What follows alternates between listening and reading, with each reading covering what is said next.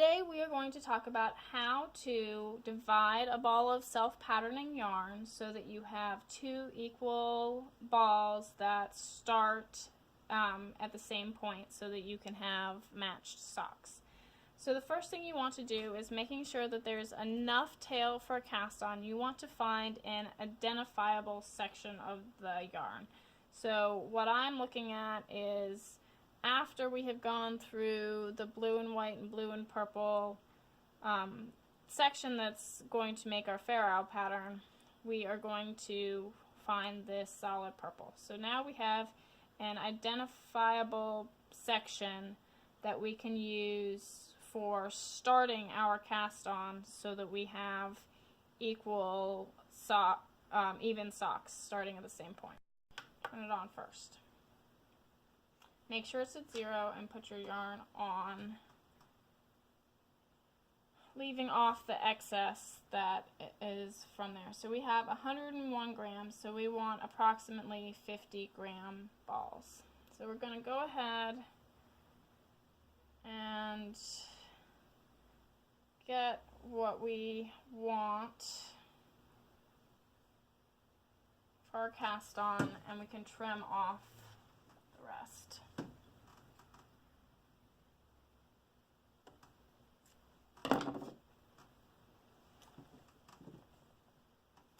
Now we're going to start winding our ball, and if it's not in a ball first and you want to be able to wait, you can always wind it into a cake and then do this. We're going to just get the ball started. And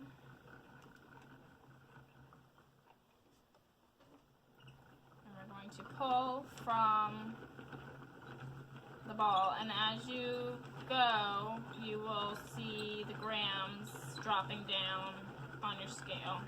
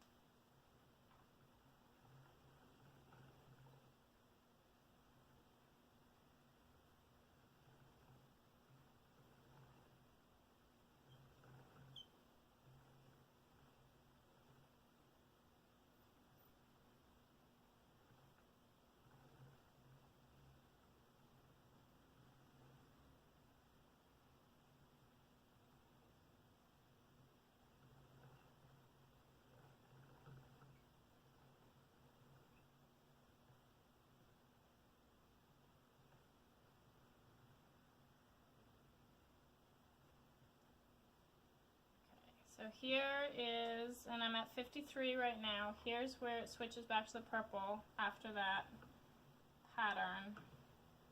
I want to make sure that I leave enough for my cast on.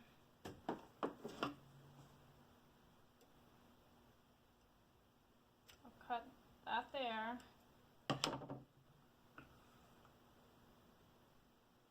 And now I will start the other.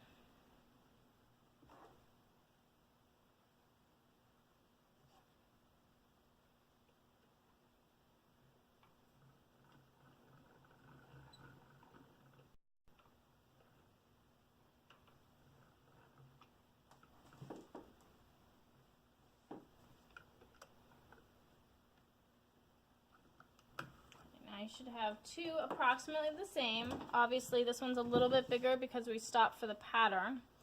But what we then want to do before we cast on anything is to pull both of our centers out and just make sure that we are actually matching colors. So we're going to pull, make sure we're pretty close to the same colors going on. We've changed again, so we're doing pretty well here. So you don't want to pull too much out. You just want to get enough to make sure that you were actually at the correct spot, or that you did have them matched. And then you want to find an identifiable point, and we're going to use the same point that we used before on both of these to tie our initial slip knot. So right where those colors change, I'm going to put a slip knot in that one and a slip knot in this one.